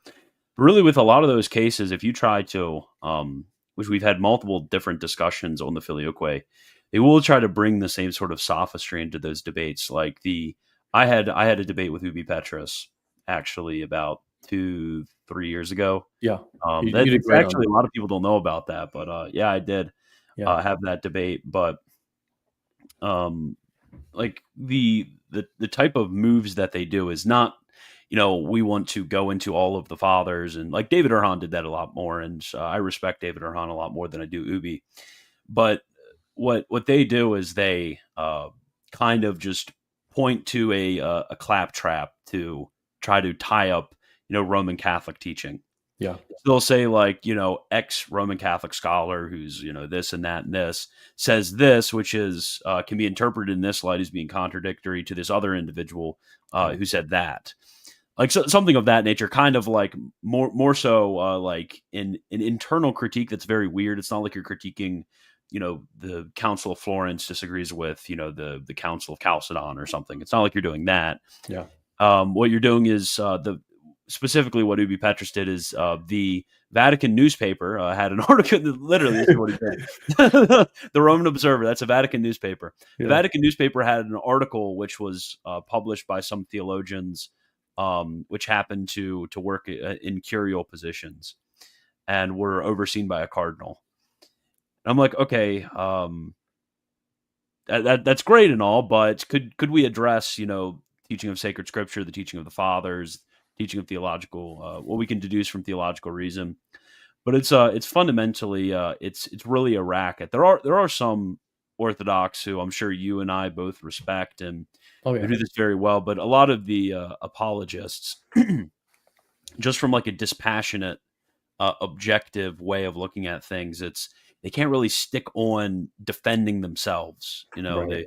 I don't think they would ever take the thesis. I'm going to prove from the Cappadocians, or I'm going to prove from Saint Augustine, I'm going to prove from sacred scripture that my view of Black Renee energetic manifestation, that's the true view from scripture, Right. from the early tradition. That's just not something that usually do. Rather, it's I want to attack, I want to destroy, I want to oppose. It's more Yeah. so what they're doing. And what's funny is that the thing you just mentioned, where it was a newspaper and some cardinal was behind it. So Craig Trulia, him and I used to get into the whole Immaculate Conception thing, right? Mhm. And he actually gave a reference to a bishop who wrote uh, a fictional book. Who it was fictional, and he said something about Mary having some sort of fault from the fall. Like he wasn't saying she had original sin, but he's just kind of implying it, right? Yeah. And Craig Trulia took that and he says that's magisterial work because a bishop released that. And that was like exactly what you were saying. Like it's a newspaper of somebody who somewhere said something and a cardinal was behind it. Therefore, it has authority behind it. And I thought I was being pranked when I heard that, because it's like, are you, this is an actual argument, like a bishop who wrote a fictional work, and it was like a poetic work. He's like writing poetry, and Hmm. it wasn't theological. He was just Yeah. writing a fictional writing, and he takes that as proof against the Immaculate Conception. Yeah, I do really wonder. I think that there is a degree of like simplicity that comes with it, and simplicity is very attractive for a lot of people who are listening. So often, what you'll get is it's a lot easier to run like a very easy narrative than Yeah, it is to kind of think about, what's going on between the connection between me affirming this, me denying that. Like how do we actually like stretch out, an argument? So if you can reduce everything to, oh, that's word concept fallacy, and oh, Vatican I says this about the Pope acting like an autocrat, which we don't see, or Ubi's wonderful, spectacular, brilliant assertion in the Eric Ibarra debate that words can have multiple senses in different contexts. yeah, That was, I thought, a mind-boggling thing that I'd never heard of from anyone else, that actually a word can be used in different senses in different contexts. And in order to interpret a text, we do need to figure out what those phrases mean, which is very interesting coming from Ubi, because in our debate, he didn't seem to be able to understand that between the different uses of the word cause in yeah. the church fathers. But anyways, it's a very arbitrary way of going about things, and I don't really actually like the debate sphere at all because of it. I agree with you. And so I used to do videos, as you know, from like 5 years ago, and I took a Mhm. 3 year hiatus. I stopped doing videos for 3 years because I was actually sick of the whole debate me, bro, kind of atmosphere. Yeah, Um, and I recently came back to doing videos. And this is the funny thing. They're like, "Oh, you don't have enough subscribers. You can't get enough subscribers or anything." I have like 25 videos on my channel in 5 years. Of course, I'm not going to have enough yeah, subscribers, right? If I did a video every day, I probably will have like 30 or 40,000 subscribers easily, because the proportion of subscribers that I have and views that I have with the amount of videos that I have is actually astronomical. Like I have way more views and subscribers than I should have. yeah, If you go to any video, any channel with 25 videos, and they're making in the last 6 years only 25 videos, they're probably gonna have like 300 subs, right? hmm, I have like, I think 2,700 or 2,800, which is not that much, but in proportion to how many videos I release, it is actually a lot, right? So hmm, if I did a video every day, or if I did a video every week, I could get a lot more subscribers. I'm not interested in that, right? There's nothing wrong with asking for donation for the work that you put out. Nothing. Like you yeah, actually deserve that, because it's like the same thing as writing a book. You're hmm, producing content for people. So, and you're taking time away from your family, and you have kids and all that stuff. So there's nothing wrong with that. I just don't, because I don't need to, right? Like hmm, God has blessed me with the business. I do pretty well. So I don't need to do that. So their excuse is, oh, you just want to debate me so that you can increase your subscriber count, as if like that would do anything for me. Like I don't Mm, ask for donations. Like they're implying that you're just doing this for money. Like you just want mm. to increase this so that you can increase your subscriber count. Yeah, I found that I found because I saw that conversation that you had with Luigi on Twitter, which is kind of what sparked this all off, as I mentioned earlier. Yeah. And I like heard that accusation, like, oh, like I don't. I think he might have said, I don't know if he said, I don't know who you are, or nobody knows who you are, whatever he said. I'm like, Orthodox Luigi popped up out of nowhere like a year ago. Yeah. Kind of posts on Twitter. Like you've been, I've known about you since before I even became Catholic. Like Yeah. I've known about you for quite a while. It's it's not, if you're within the sort of sphere of discussing these things and thinking about these things, reading articles about these things, like you're somebody who people are going to know about it. It is extremely, extremely confusing that this was the type of excuse, but I definitely would really like to see with an honest and I think honesty is the best way, but also somebody who actually has a great degree of respect for the topic, for the craft of debating, to be able to hammer out a good debate thesis, to be able to debate over that thesis. Yeah. I think that would be very awesome to see with you engaging with that. But unfortunately, it just seems like nobody wants to do that, even though you seem to be quite willing to do that. Yeah, I appreciate that you saying that, because I'm trying to set up a debate with Ubi Petrus, and we had made some grounds of trying to set that up. Mm, His whole requirement now is it has to be in person, right? And yeah. again, he wants me to travel somewhere. I have 3 kids and I have a wife and I have a business. I'm not interested in taking time away from that. This is not what I do. Like I do this on the side, right? And I Yeah. told him, I said, I'll debate you this Monday. And I think it was like a Thursday or Friday. I'll debate you this Monday on YouTube. It doesn't matter. Like, I'll do it in 3 days. I don't care. Like I already have this prepared. I've been preparing for 20 years on this topic. I don't have to prepare Mm. for this topic, right? And so we started making grounds, and he kind of said, okay, fine, we can debate online, as long as it's on a big channel, fine, right? It doesn't, like, we'll find a big channel, we'll do it online, okay. And then he's like, well, hold on 1 minute, and I have the DMs. Why would the big channel thing? I've never gotten that. Just because he wants to make it worth it for himself to spend time to prepare for the debate. It's probably he's hiding behind this whole excuse of big channel or in person. But he said, I'll find a big channel. I mean, I'll do it on I can text Cameron Bertuzzi right now. We can do it on Capturing Christianity if that's big enough. yeah, we can find one. I have no problem Yeah. finding a channel. Like I know William Albrecht can do it for me. You can do it. Like we can find something. Yeah. But then he says to me, well, hold on. If I let you do a debate with me online, then how can I tell people in the future that I will only do it online, that I'll only do it in person? If I'm going to make an exception for you, then I would have to make an exception for someone else. So he backs out of it. We were like this close. Like we were like discussing, like, okay, we finally agree on the topic. We finally agree that we're going to do it online. Now we just got to find a channel.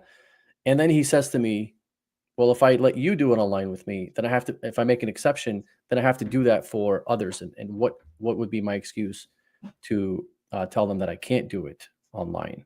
Why does he just travel to Michigan? Okay, so that's my next point.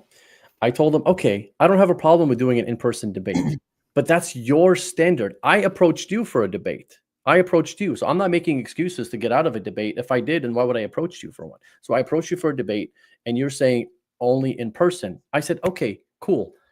Why don't you come to Michigan, which is where I am? If that's your standard, we'll find a venue and we can do it in person. Mm. So, and then we just left it at that. So there's nothing planned. It's kind of in limbo. I don't think it's ever going to happen. I think these are all just excuses. And here's the thing.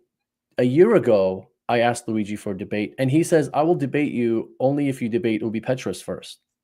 That's what he said. I think he did that. He did that with me or somebody else. I've seen him do that with people. I'll debate you. Who was it? It was with Astro. That's how Astro got into his debate with Jay Dyer, because he said, "I'll debate you, but you have to debate Jay Dyer first." Oh my For that to gosh. be. Yeah. And now that was a year ago, and then like 4 or 5 weeks ago, maybe a little more, he said, Mm, "I won't debate you. I'll never debate you because you're too small." But a year ago, I was smaller, and 5 years ago, I was like not very known. Like I just started doing things 5 years ago, yeah, and Ubi Petrus calls me out on one of his videos 5 years ago yeah, to debate. That was before I came out with videos, right? And then once I started coming out with more videos, and they're like, they're looking at this position. And again, I'm not trying to toot my own horn because this is not my position. I did not learn or make this up. I should say I did not make this up. I learned this from somebody else. And then I looked into it from the Catholic Church's mouth herself, mhm. the horse's mouth. So yeah, I mean, all this to say that all I've heard so far is excuses. And they all want to debate Eric Ibarra, but he doesn't have that many subscribers, to be honest with you. He has less than you, right? He has like Yeah, 8,000. He's not a big channel kind of guy. yeah. Uh, but they're all willing to debate Eric on this, on these topics. But they're not willing to debate me, even though they were willing to debate me years ago when I was smaller than I am now. Yeah, I So find this behavior to be really strange, because I think honestly, with somebody like Voice of Reason, one could say it's he has more numbers, but I do think like Voice of Reason is definitely viewed as more of a like I don't have a personal problem with the guy or anything like that. But I think he's generally viewed as more of a popularizer. Usually, popularizers aren't viewed as being heavyweights during debates.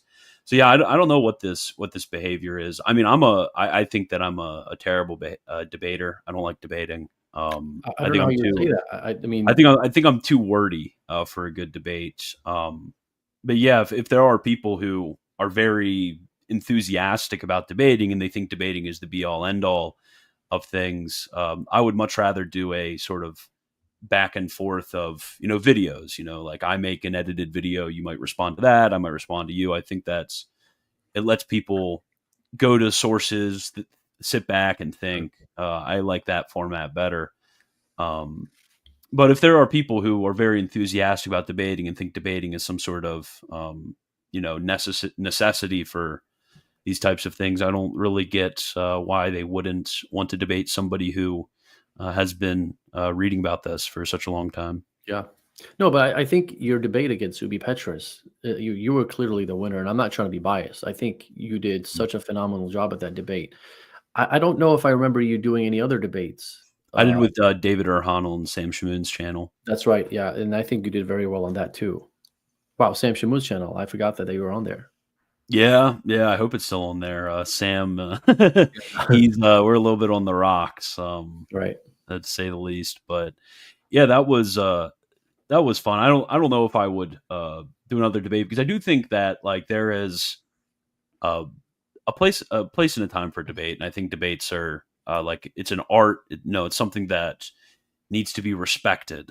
Yes. Which is why I do actually get why some people want to do them in person. It seems to be, more respectable to have a live audience and things Sure. like that. Yeah. So, but that's a little bit more boomer. Like Gen Z don't think about that as much. Right.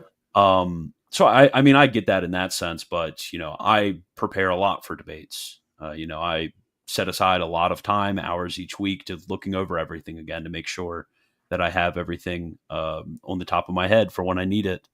Yeah. And it's something where you need to respect your audience. You need to respect the topic. But unfortunately, like treating a debate like it's a boxing match or something like that, and then funnily enough, backing out at the last possible second every single time somebody offers a fight is kind of Yeah. it can only strike one as being disingenuous. Yeah. It's like you said earlier, it's very telling, right? Mhm. It's very telling. But I don't have a problem with requesting to do something online. My three issues are the reason why he wants to do it online is he thinks that we're going to get 5 times more views. I don't know where he pulled that number from. There's no studies that show you get 5 times more views by doing something in person. It's still going to be on YouTube, bro. Like it's still going to be on a YouTube channel. It doesn't really change whether you're going to get more views or not. That's not going to change. Number 2 is to make it an absolute thing, I have a problem with that. I understand, generally speaking, I'd like to do an online debate. Cool. That's your preference. Fine. You can come here or we can do it online, but that's not an absolute thing, a request.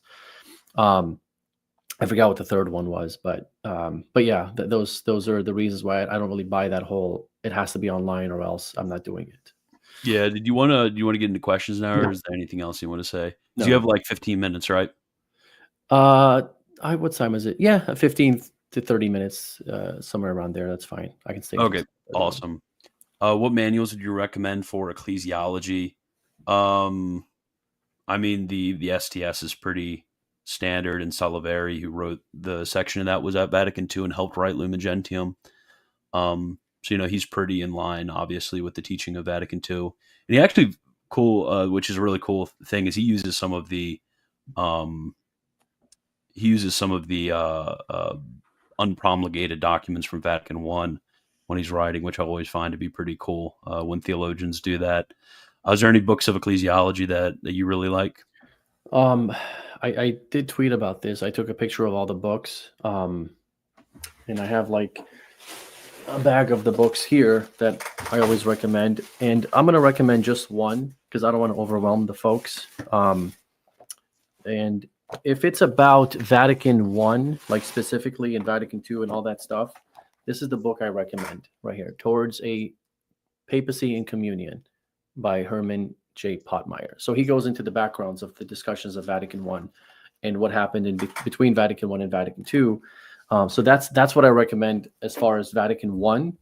And if you want to, just one more book, if you want to know just generally what magisterium is and all the magisterial teachings of the church, by what authority, by that guy. So those are the two books I recommend to start with.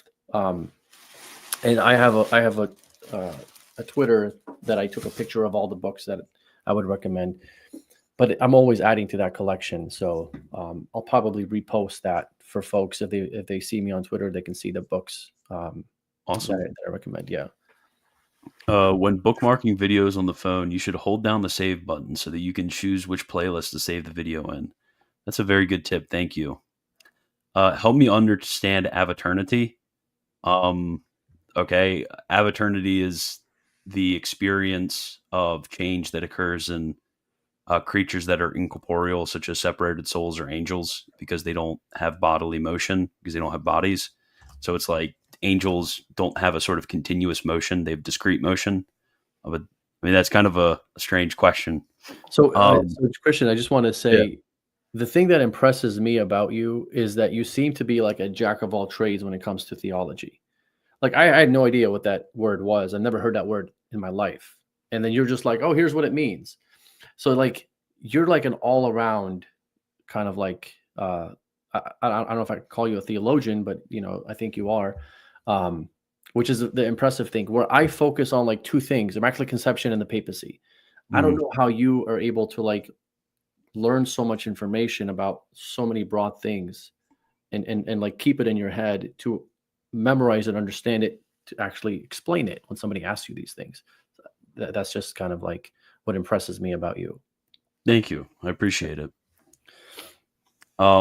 W Stream, it's funny when people don't listen to more than 5 minutes of his presentation, assume minimalist means abrogating parts of Vatican I. Have you gotten that before? What are like the most egregious misunderstandings of the minimalist position, do you think?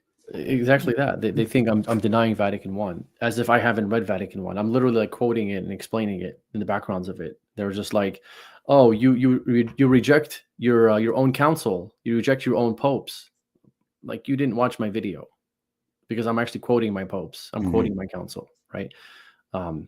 Yeah. So it's just hilarious. What manuals do you recommend from the scholastics on Mariology aside from the STS? LOL. Probably Merkelbach's Mariologia. Do you have any specific ones on the Immaculate Conception or other Mariological topics that you like? There's that one Mariology book that's like really thick. I'm sure you know about it. It's like for seminarians. Oh yeah, by that one. Is it the one by the one Franciscan?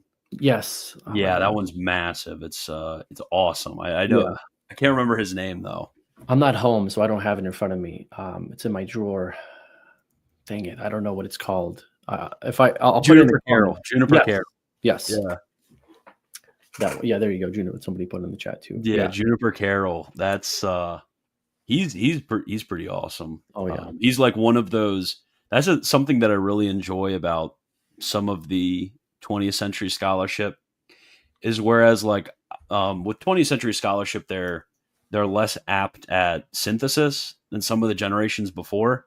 They really are able to do analysis very well. Like they're able to go in and then just find out every little scrap of information about about very particular things, then write a massive book about it or a monograph or a journal article about like a super super narrow area like that you would just never expect there to be any human who could just go through so much stuff and produce something. That's Juniper Carroll is like that. Some of the Nouvelle Theologie, like De Lubac and the Senses of Scripture, it's his work on the Senses of Scripture is crazy. How do you write multiple volumes just on the senses of Scripture? It's crazy. Yeah, he's just like pulling out random stuff that he found in like manuscripts and libraries that aren't even published. It's that age of scholarship was just something else. That's why actually the first Eastern Orthodox beef that I had was with it was like 3 years ago, and it was with Orthodox Kyle. That guy's cool though. I like him. Yeah. But Orthodox Kyle, he was shocked when I had said, like the Eastern Orthodox, it's just like they're like scholarship compared to our scholarship is like nothing. And he was like very shocked and upset about me saying that. But I'm talking about stuff like this, like Juniper Carroll's massive 3-volume work on Mariology, where he goes and do every little like scrap ever written on Mariology and then puts it in a book. Yeah. Yeah, that guy is pretty cool. So that's why he distinguishes between Orthobros and Orthodox. You would agree, like Seraphim Hamilton, I like that guy. Kyle, I like that guy. But I can't believe you had a beef with Kyle. I mean, that guy's so nice, and you're so nice. I don't know what you guys would even. Oh, I think it was a bit of a misunderstanding over some things that I said. Okay. Yeah, it was actually on a question about the beatific vision and angels that I had answered, and he thought that I was talking about the souls of the just, and he thought that I denied the resurrection of the body, and obviously like that would be problematic. But angels don't have a resurrection of the body, believe it or not. So I was not messing up on that. Wagnington, I love you. Happy Tuesday, brother. Thank you. If Leo is embracing a more minimalist view, is it the case some popes since Vatican I governed more in line with a maximalist view? Which ones and how? If Leo is embracing a more minimalist view, is it the case some popes since Vatican I governed it more in line? No. That's what we're going against. There's no pope that governed in a maximalist view. They all govern in a minimalist view where they're involving the church in their decision making. Mm-hmm. Yeah, I agree. I don't think there were really any popes who, or even a single case of a pope who decided to, because really that would be like, if we even tried to conceive the possibility of something like this, this is like the very difficult question of papal heresy, actually, where you have a pope who is going out there and is speaking against the faith of the entire church, the faith where there is moral unanimity in the church, because we believe in the ordinary and universal magisterium. The ordinary and universal magisterium is infallible in the matters if they hold something to be a matter of faith. So this is like, you have an ex cathedra decision, which is what Vatican I is talking about, and then you have the ordinary and universal magisterium. These are two like infallible principles. It would be the same thing as asking, what if the Pope dogmatized something infallibly against the Bible? Like it's just an impossible situation to think about. Yeah, that's a good point. Do you know of any Orthodox objections to this formulation of the papacy and how one would refute their objections? As far as the minimalist position, no, I don't. And that's why they don't want to debate it, because there really is no answer. The minimalist position is their answer to the papacy.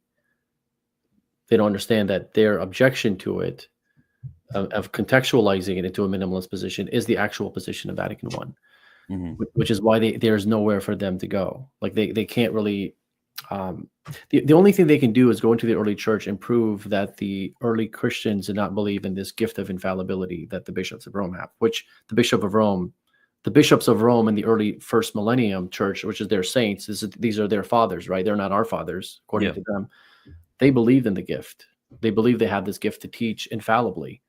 So if they're going to deny that, then they're going against their own champions of Orthodox, patriarchs, bishops, popes, and all these people. So no, there's no, and this is why I'm saying that they don't want to debate this, because their answer to the papacy is the very thing that proves the papacy.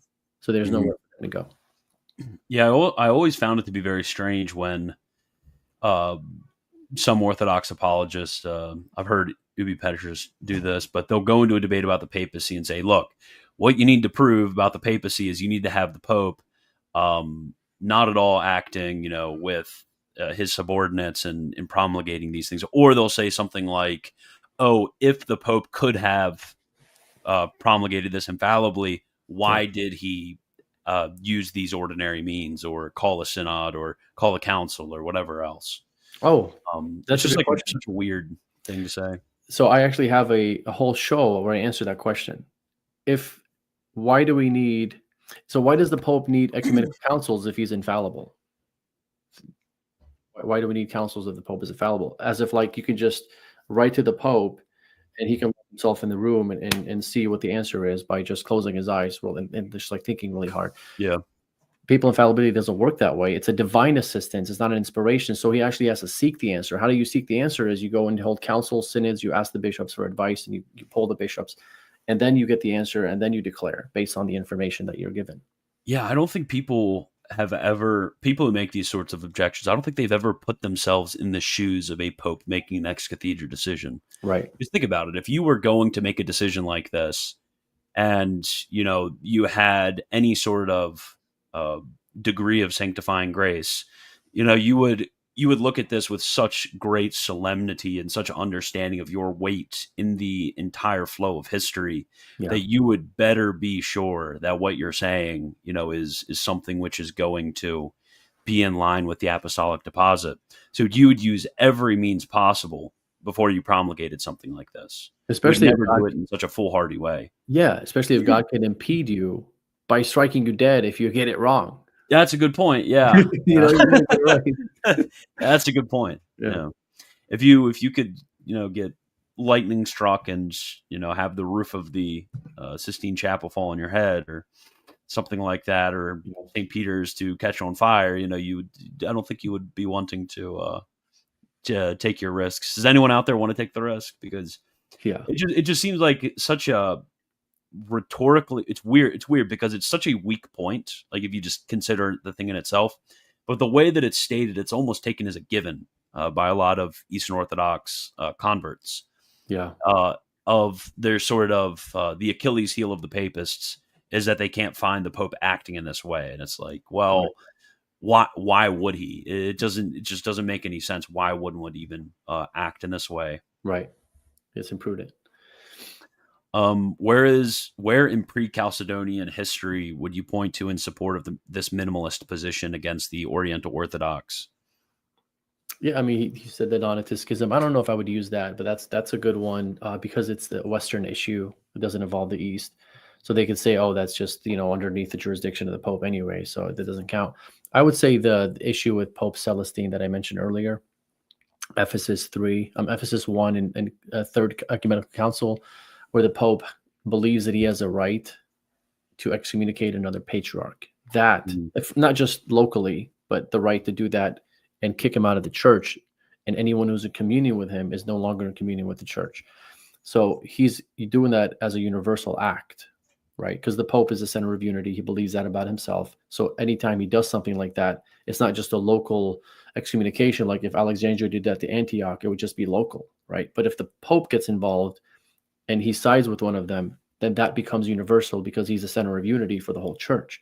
So I would say that suffices. And there's nowhere in Oriental Orthodoxy where there's a capacity where a patriarch can excommunicate another patriarch out of the church.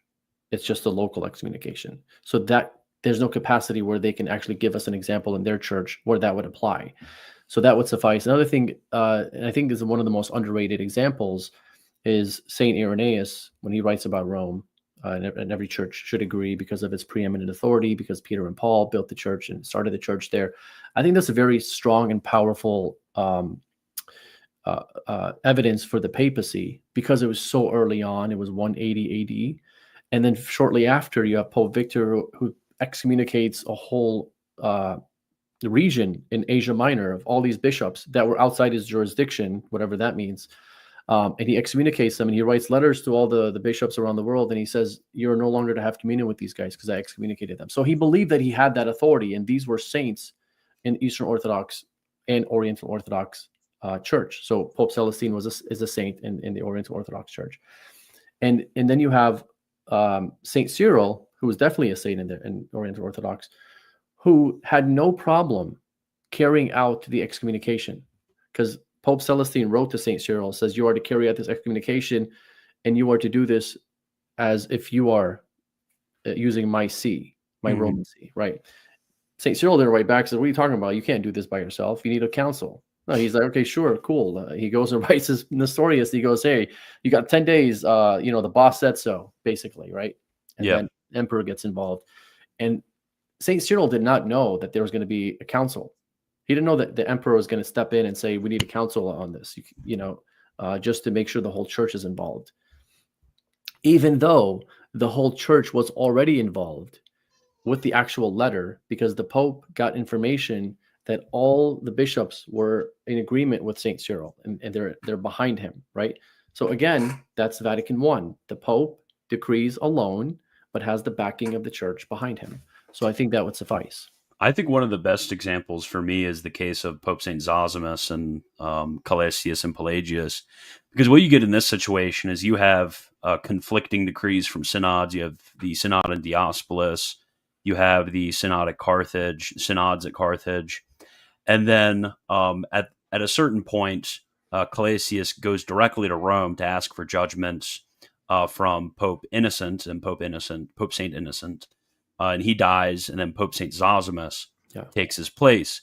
And Pope St. Zosimus, even though there had been judgments both in the East, Palestine's in the East, and also in the West, North Africa was considered in the West, because even though you had judgments by very powerful figures, I mean, the Carthage, a synod at Carthage is, that's a metropolitan level synod. It's a pretty important, probably second-ish most powerful position in the Western Church.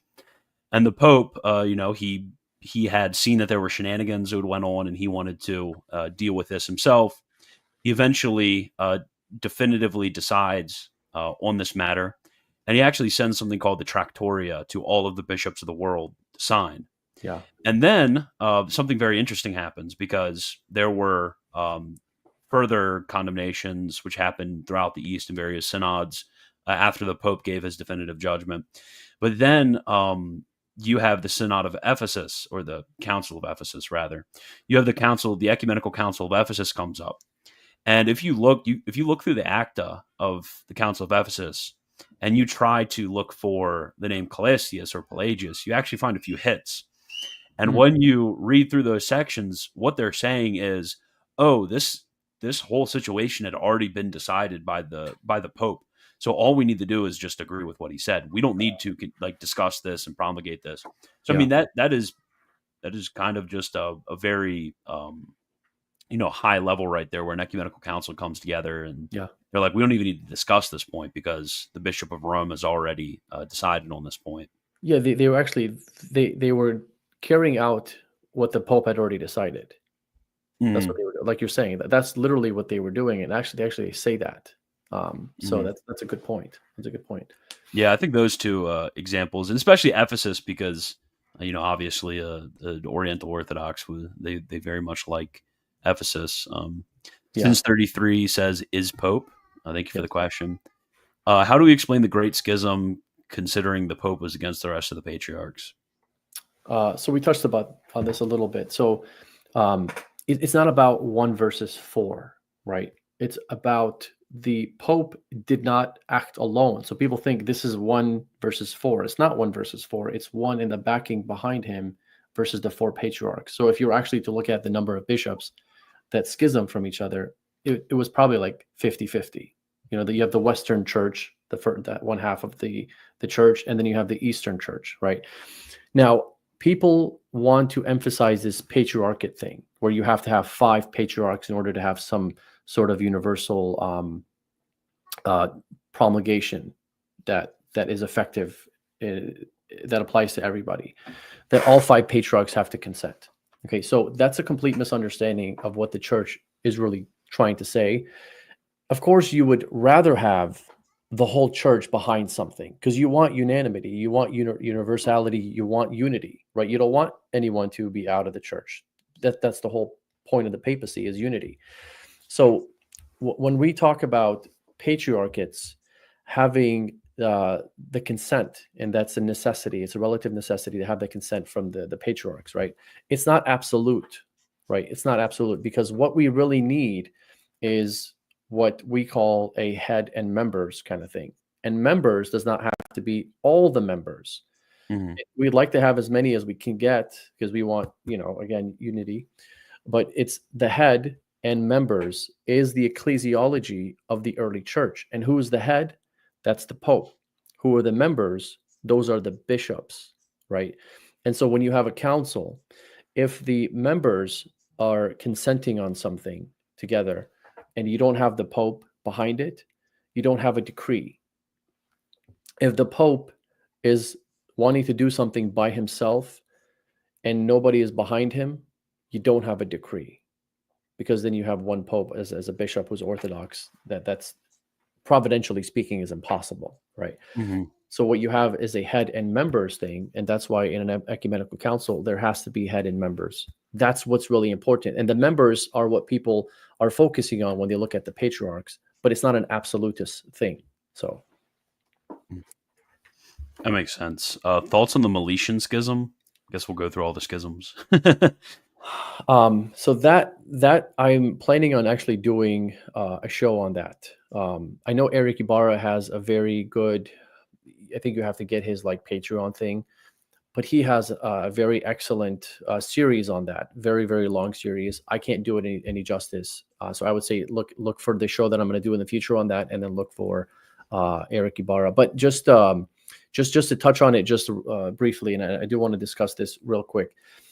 Folks like to think that if someone is going against the authority of the Pope, that means that authority doesn't exist, right? So you have two things happening. You have a Pope who's claiming authority, and you have someone who's rejecting what the Pope is claiming, or rejecting the decision that the Pope is claiming, not necessarily the authority.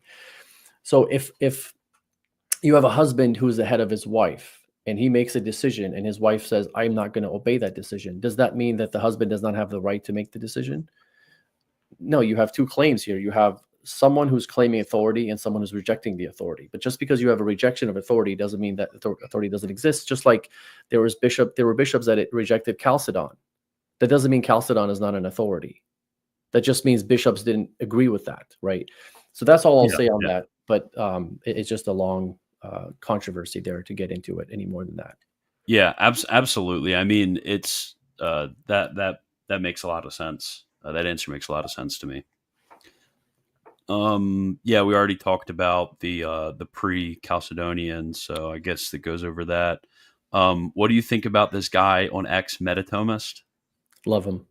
You love Metatomist? Okay, good. Glad to hear it. Yeah. I said that because the Papal Infallibility playlist has Glenn Beck exposing the Vatican and a Dana White interview and a banger Assyrian song too. Oh, that's hilarious. I wonder who added that. Papal Infallibility playlist. There's a Papal Infallibility playlist where somebody took like a bunch of papacy videos and they put them into a playlist, but I guess it's been infiltrated by some Assyrians. Maybe, yeah. Is it incorrect to say sufficient cause instead of efficient cause? Yeah. Sufficient, something being a sufficient cause for something else is different than it being the efficient cause of something. Okay, I'm not reading that. I asked a real question. Oh my. Are you going to make me go through all of since 33? Yeah, now I have to go through all of the chat to find out what his real question was rather than his joke question.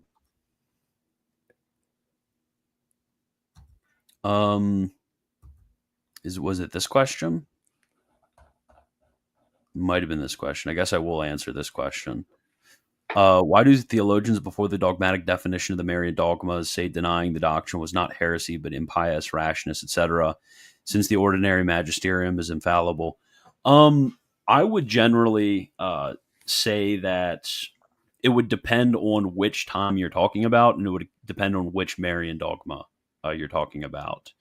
Because there were times with some of the Marian dogmas where there was legitimate disagreement, but before each one of at least the last two Marian dogmas to be defined, but I would argue the second as well, because perpetual virginity would have been after Mother of God. I would say maybe Mother of God as well, but especially when it came to the last two, the popes did wait until there was a unanimity on this point, and this was preached throughout the entire world in all of the schools of theology, amongst all the bishops, in the liturgy, the prayer of the church. Like all of the sources of theology were screaming this and holding this as being divinely revealed.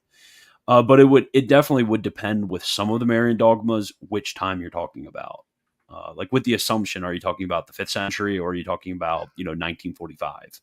With Right. the Immaculate Conception, are you talking about the 14th century where there was legitimate disagreement, or are you talking about 1862? Like what time are you actually talking about with them? Yeah. But that looks like that is, unless I missed something. Oh, I already answered the piracy question. If somebody's asking about pirating movies, I think it was kidding. Everyone always asks me about pirating Right. because they want me to fight with everyone. You can just watch what I said with my interview with Traditional Thomist. We talked about it for like 10 minutes, like probably like around an hour in. But if you just kind of go through, you should be able to see when the question pops on the screen about piracy and my thoughts on it. Yeah. But yeah, that looks like it's about it. We've gone a good 2 hours. Is there anything that you kind of wanted to close off with? Anything that you wanted to point people towards? Well, let me just say thank you, Christian, for having me here. It's been a pleasure and an honor, and I appreciate you bringing me here because I'm trying to spread this out to a lot of Catholics, and I can only do so much. So I appreciate you bringing me on to your channel. If you want to find me on Twitter, I think you posted something where people can find me, but it's Elisha Rap is my handle, or just type in Elijah Yasi, I'll pop up. And then my channel is Underground Catholicism. You can type in Elijah Yasi on YouTube. I'll probably pop up there. But other than that's pretty much it. I think we've addressed a lot today.